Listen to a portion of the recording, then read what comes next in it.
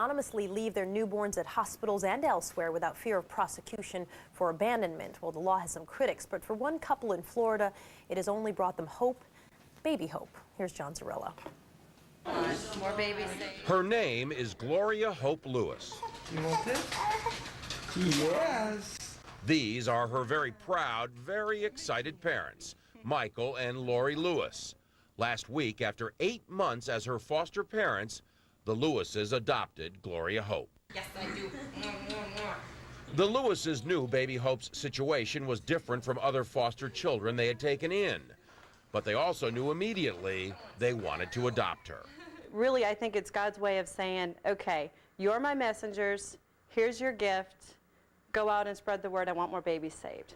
Last June, Gloria Hope's biological mother dropped the newborn off at this fire station in Deerfield Beach. Under Florida's safe haven law, mothers in desperate situations can drop off their babies up to 3 days old at fire stations, hospitals, and emergency medical facilities without fear of prosecution. Gloria Hope is one of 18 newborns dropped off since the law took effect in July of 2000. You can leave your unharmed baby. Some say the law, which exists in various forms in 45 states, is far from perfect. There's no family health history. The number of days old a child can be varies. Jeffrey Leving, a father's rights attorney, says safe haven laws don't give biological dads any say. I think every safe haven law must require the biological mother to identify the biological father. Nick Silverio, who founded a nonprofit organization to publicize the Florida law, knows it's not perfect, but the alternative for not having this program would be that maybe Gloria Hope wouldn't be here today. if anything, advocates like the Lewises say safe haven needs to be better publicized because too many women don't know there are laws that give hope to their babies. John Zarella, CNN, Fort Lauderdale, Florida. The Lewises say that they praise Hope's biological mother for her decision. They say they feel blessed. Still to come this morning, violence and fears of civil war in Iraq while the U.S. plans to hand over control just months from now. Will the Iraqis be ready? We're going to check in with former Defense Secretary William Cohen as American Morning continues.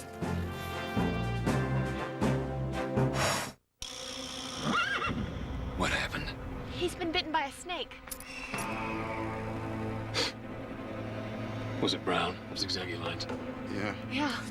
Is it bad? You. Suck out the poison while I start a fire to cauterize the wound. Lance, let's go. We're shooting a big attack scene. Oh, hey, Pete. Wait. You're not a real cowboy? No. But I did stay at a Holiday Inn Express last night. Stay smart. Stay at a Holiday Inn Express.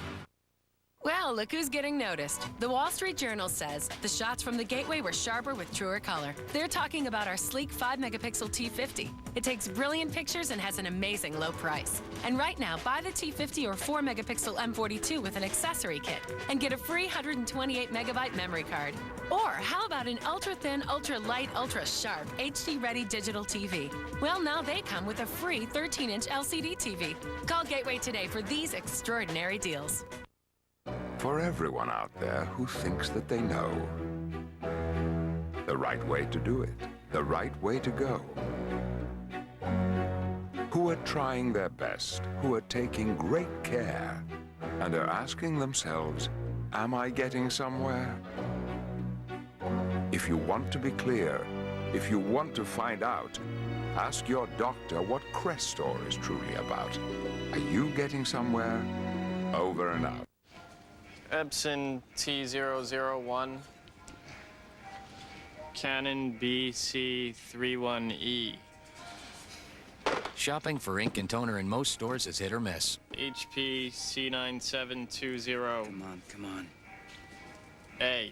At Staples, we stock a huge selection of cartridges, so we guarantee we'll have the one you need. Online or in store, promise. HP 45.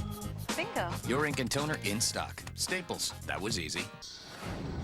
John Grisham first summoned you to Fort County, Mississippi, in A Time to Kill. Now, America's #1 best-selling author invites you back for the trial of Danny Paget. A jury sentenced him to life. He sentenced the jury to death. Read The Last Juror, the dazzling new legal thriller by John Grisham. On sale now.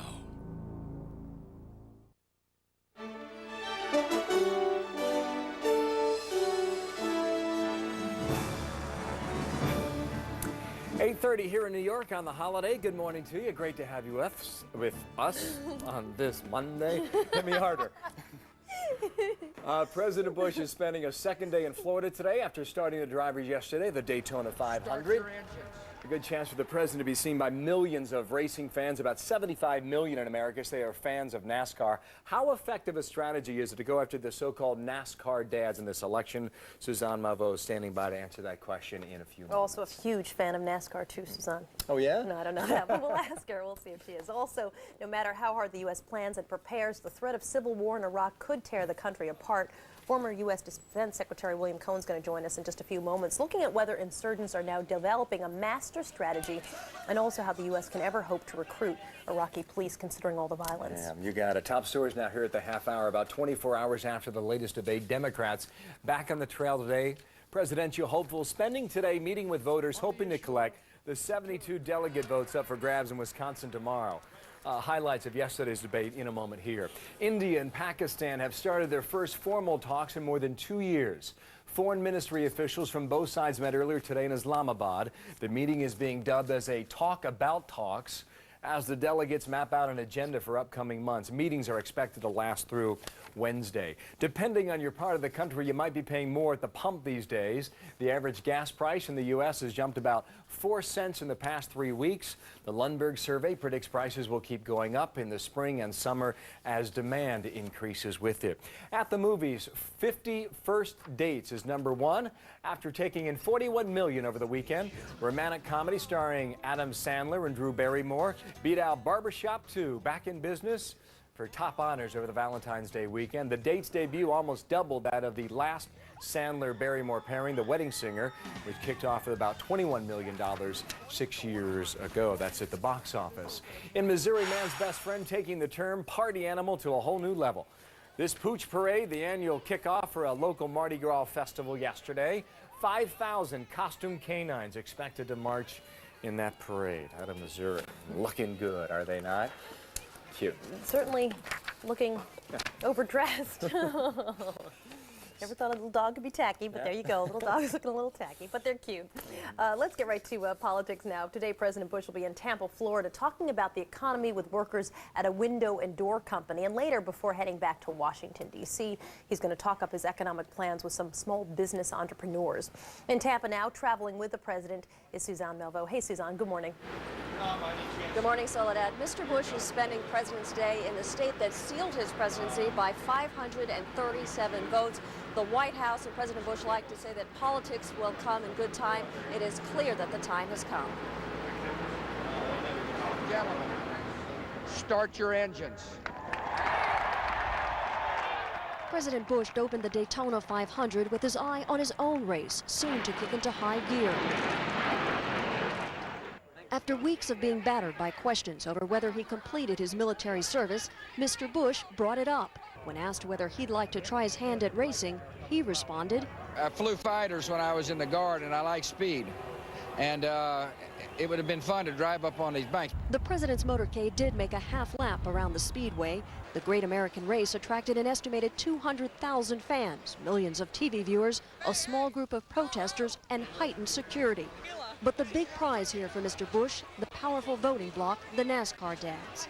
We're redneck, opinionated, gray-hairing, you know, we buy what the NASCAR is on the sides of the cars. It's such a huge demographic. We get, what, 250,000 people here, so now he's got to be a nice guy, but I don't know, I'm still rooting for him. Political analysts describe NASCAR dads as blue-collar, mostly white, socially conservative, patriotic, middle-aged men. They were solidly in Bush's camp in election 2000, but may waver in 2004. For NASCAR dads, the question will be the same. Do they believe that George W. Bush is doing something about job losses? So the Bush camp is taking nothing for granted. While the president chatted up the military, the Republican National Committee was registering new voters.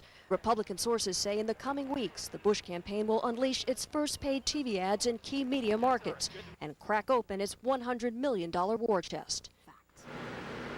Now, Mr. Bush's message, as well as his audience, have been carefully orchestrated. It was yesterday when he arrived in Tampa. He acknowledged a Cuban American for his public service, and today he'll be touring this window and door manufacturing plant here owned by a Hispanic woman.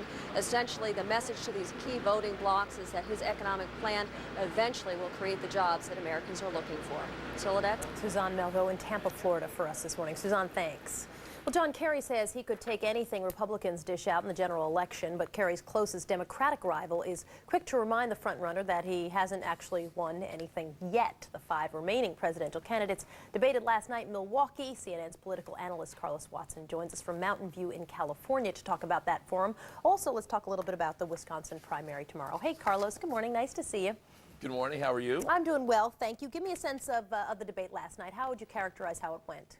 I guess in one word, mild. 5 weeks ago, January the 11th in Iowa, the black-brown debate, we saw a much more aggressive debate when Howard Dean was a front runner.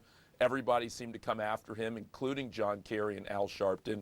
And at this debate last night, it was much more mild. John Edwards did take a little poke at John Kerry, but for the most part, they directed their fire at the president.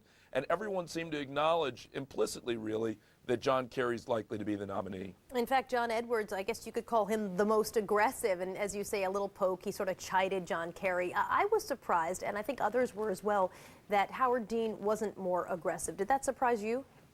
It did a little bit, although I'll tell you this, off camera, outside of the debate, his campaign chairman and even his campaign manager over the last couple of days have made statements that make it pretty clear that there's an expectation that A, he will lose tomorrow significantly, and that B, they expect the campaign to come to an end pretty soon. The one thing they did say, which was significant, or at least the campaign chairman, and there's some back and forth on it, is that to the extent that Dean does bow out of the actual campaign, they expect him to use his 600,000 plus supporters over the email and on the internet in support of a John Kerry election. Obviously, nothing's done. They haven't made a formal announcement, but there's been a lot of statements by his campaign back and forth about what they'll do if he loses. Reverend Al Sharpton was asked in the debate about whether he thought President Bush had lied about Iraq. This is what he had to say. Let's listen. Clearly, he lied. Now, if he is an unconscious liar and doesn't realize when he's lying, then we're really in trouble. Why he lied, I think we should give him the rest of his retirement to figure that out and explain to us. As always, Al Sharpton's the one who's sort of making people crack up during these debates, and as you say, especially in the mild debates when there's not much else left to hang your hat on. But at the same time, you really saw a change in focus there. He wasn't attacking the front runner. He also was attacking the president. They really are. I mean, last week, Soledad, I thought the president acknowledged that the general election was on and John Kerry was likely to be the nominee when he sent out that email to not 600,000 but 6 million different Republicans, the web video going against John Kerry.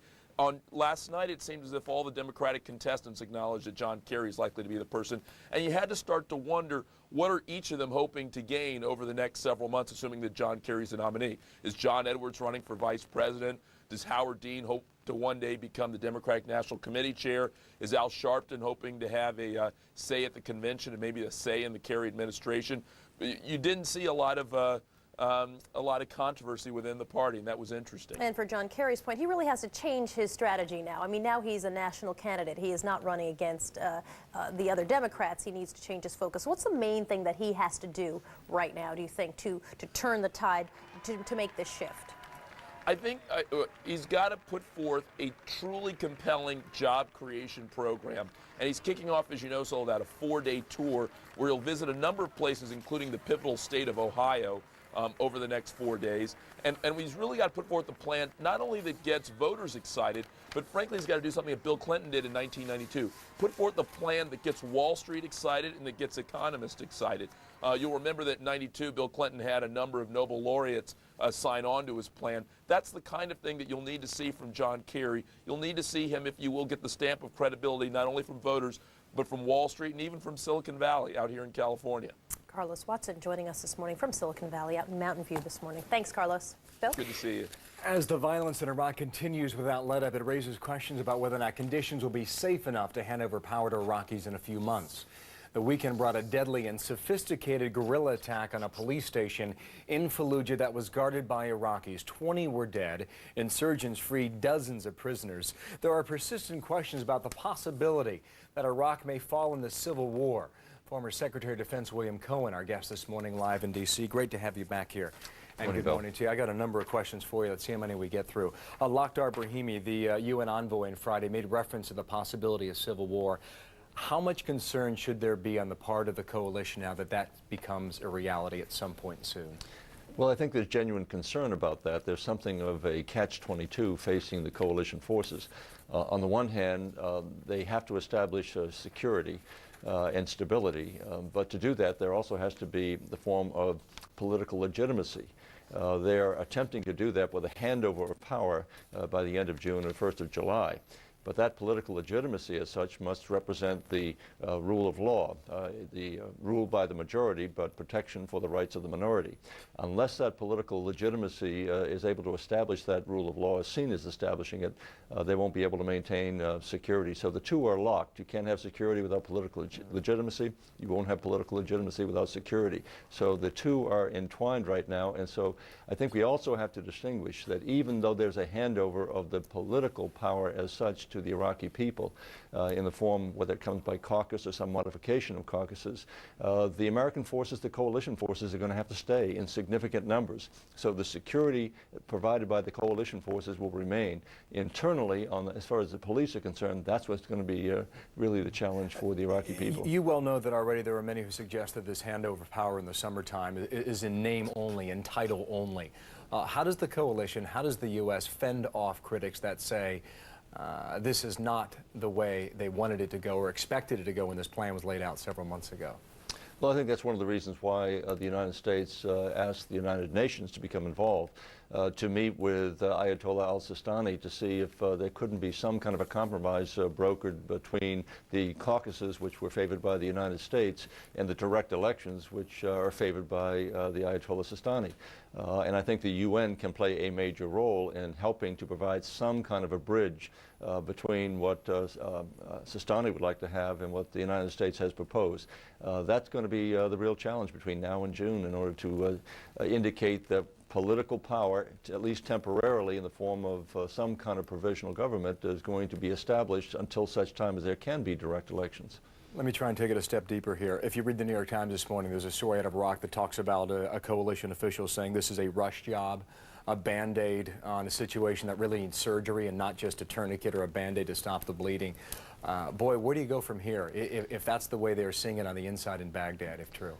I think there has to be an absolute commitment on the part of the United States and the coalition forces that will now be are being joined by Japanese forces, South Korean forces, but the international community, that we are all there for the long haul. Any indication that there's going to be a change on the part of the United States and its allies in terms of weakening support for creating at least the institutions for a democratic form of government, I think that would descend into a chaotic situation very quickly. So staying power is going to be critical, and the president and the Democratic challengers have to make that very clear that there's going to be no change in that policy. One final thought, if I could here. You consistently talk about a consensus and how critical you believe that is between all parties involved in order to go forward and do it successfully and safer than it has been lately. How far or how close do you believe it is in Iraq today from reaching that consensus? It's hard for me to say, stepping back objectively. I think that we're going to see an intensification of the violence leading up to the end of June, the handover of power. I think it's going to really challenge the commitment on the part of the coalition forces to, quote, stay that course. But we have to do that if we're going to maintain stability in Iraq with a hope that it will spread through much of the Gulf region. William Cohen, former Defense Secretary, now head of the Cohen Group in D.C. Great to see you, as always. We'll talk again. All right, so what let's talk about the weather now. Wintry blast in Tennessee, areas south of Nashville. Nearly a foot of snow there. Icy roads blamed for dozens of traffic accidents, and people are actually being urged not to drive if they can. Time for another check of the forecast, and Chad Myers at the CNN Center. Hey, Chad, good morning. Good morning, Soledad. Summertown, Tennessee, nice name. 11 inches of snow. You win or lose, depending on your point of view. You have the most anywhere. Raleigh, though, picking up some snow overnight. Also, eastern North Carolina, right on down to the Outer Banks. Live shot this morning from our affiliate WRAL. This is kind of what it looked like as they're driving to work this morning. A little slick, 24 degrees, had some snow overnight and some slick spots around, and you still have some slick spots there. Obviously, those two cars didn't get to their destination on time this morning. You got to be careful out there. Also, be careful in the mountains. The Piedmont's still a little snowy. Also, as far west is Greensboro, and for that matter, right on back even into Asheville, seeing some light snow this morning. Right now, 14 in Chicago, 8 in Minneapolis, 26 in Denver. Good morning, Salt Lake City. You get all the way to 40 today. Right now, it's 19. Orlando, pleasant day, 70. We will get the final part of the Saturday NASCAR race in, the Busch race. That starts at 11 o'clock today with some sunshine there, no rain there. 36 in St. Louis, 43 in Denver, and 43 in Boise with rain and snow along the West Coast. Back to both of you. All right, Chad. All right, Chad, thanks a lot. Still to come this morning, the paycheck might not be in the mail. Many employers are now trying something new, and they're saving some big bucks in the process. We'll explain. Also, medical news. You think you're pregnant? You've got the home test to prove it. Sanjay joins us with a look at how accurate those tests really are, or maybe are not. And we're going to talk with the closest advisor of Democratic presidential hopeful John Edwards. His wife, Elizabeth Edwards, will join us just ahead on American Morning.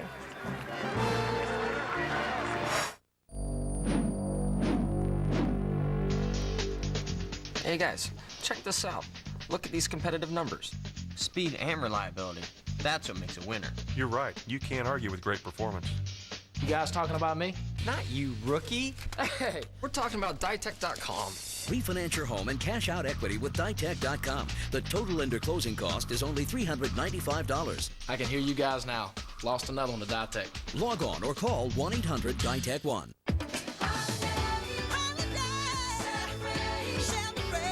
At Beaches, family values take on a whole new meaning because you get the value of having everything included. So spend time at Beaches, making memories you'll value forever.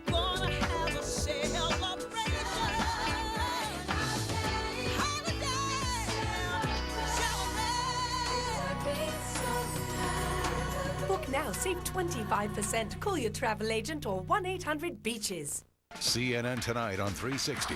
Is Gitmo better than a Russian resort? That's how one detainee describes it. Find out why his mother wants to keep him there. Plus, Wisconsin voters prepare to head to the polls on 360. CNN Tonight, 7 Eastern.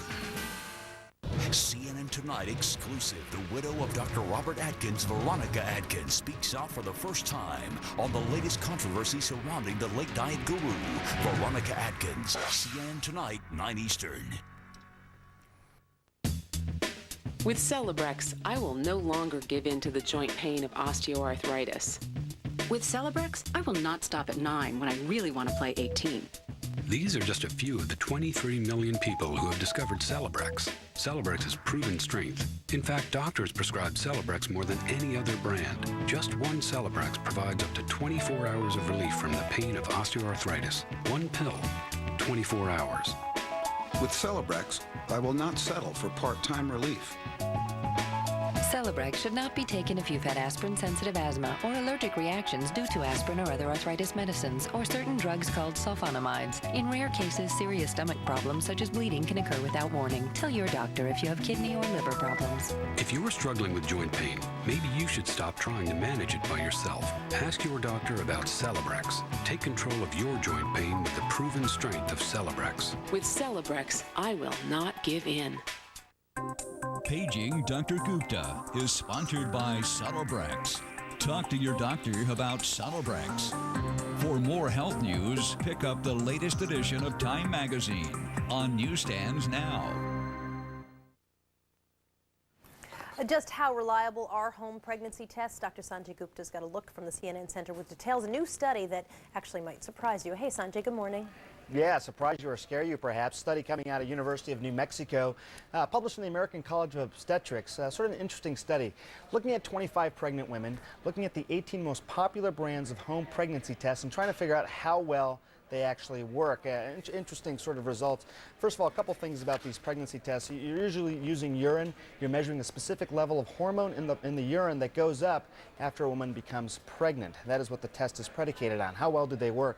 Well, typically within the first day of a missed period, when a lot of women start to check, you get these sorts of results. Only one test, the first response early result test, had a 95% accuracy. There was one other test called the Clear Blue Easy test. This is on day one, that had about an 80% accuracy. But out of all the other brands, they were only about 16% accurate that first day after a missed period. Days 2, the numbers actually went up to about the 3 of the 18 tests significantly better. Day 3, 8 of the 18 tests. And day 7, most of the tests were significantly better in terms of actually detecting that pregnancy. So 1 week after a missed period, you're going to get a pretty good result. If you do it that first day, though, only that one test gives you any kind of reasonable effectiveness in terms of detecting your pregnancy, Soledad. Well, one would assume, Sanjay, that they're all essentially the same kind of test. So why would some be so accurate to be able to give you a result after the first day, and some you'd have to really wait to the 7th day to get a more accurate result?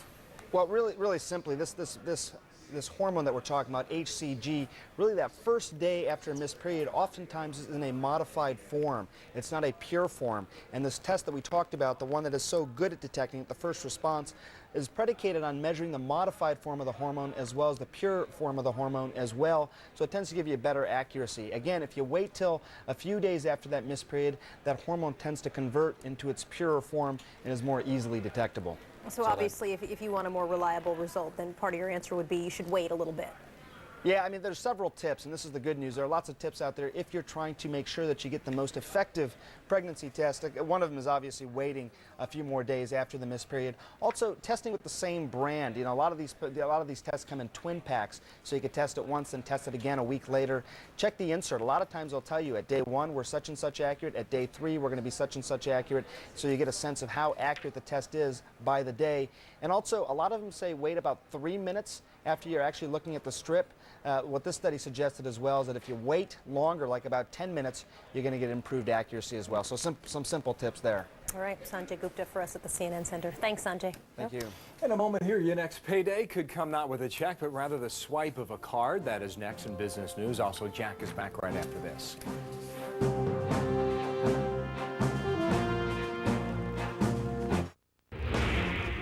As America votes 2004, stay with CNN, America's campaign headquarters.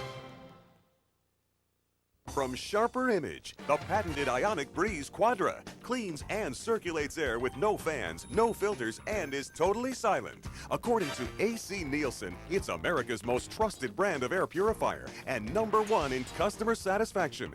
The Ionic Breeze removes allergens such as pollen, animal dander, also airborne bacteria, viruses, and mold. It powers through smoke and offensive odors and can leave your house smelling fresh and clean. Maintenance is easy. Just pull up the collection grid, wipe it off with a cloth or sponge, and slip it back in. It's that simple. Through this special offer, Sharper Image will give you a bathroom Ionic Breeze. It helps even dirty bathrooms smell fresh and clean. The $69 bathroom Ionic Breeze is your free gift with your order. Call now and get a free 5-year replacement guarantee and ask about free shipping. Call 1-800-797-9652. That's 1-800-797-9652. You want to dictate an entire book to me in 30 days? Correct. Are you out of your mind?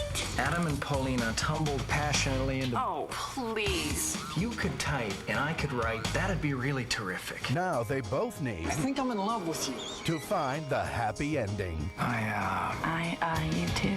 Alex and Emma.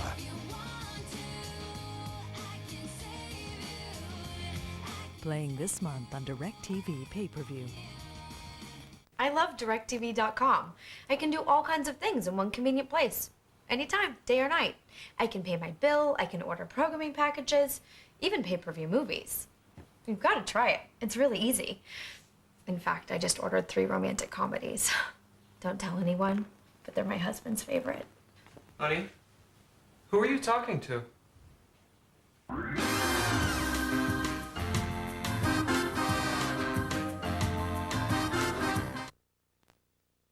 Don't miss Wolf Blitzer Reports. Today, 5 Eastern, only on CNN. Who gives British Airways first-class service? Who is building the way for genetic research? Who sets Las Vegas aglow?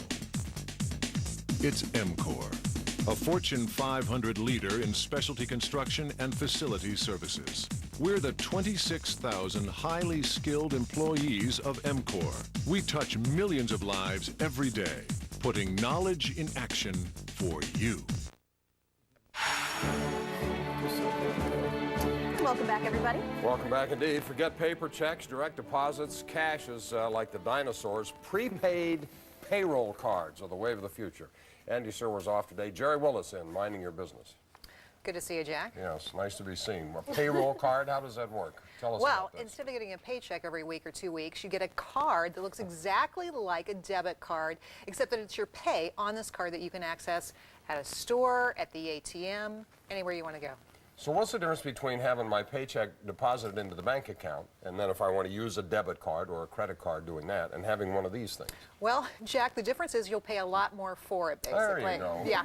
Yeah. Monthly fees, it start there, $1.50 to $8 a month out of your paycheck just to pay for this thing.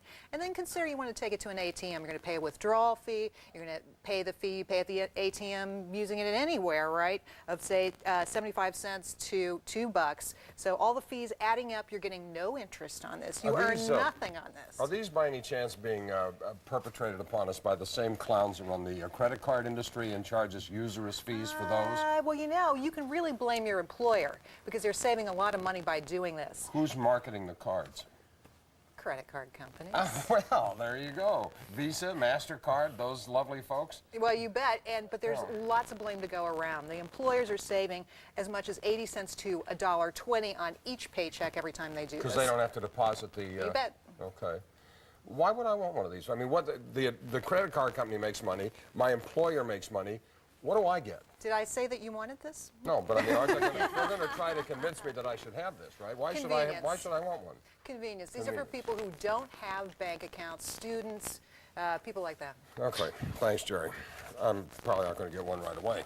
On to the Cafferty file. Time magazine, I love this. They report that President Bush was nicknamed the Texas Souffle in the early 1970s. This is when he went to Alabama to work on the Senate campaign of Whitman Blount and, of course, defend our nation as America.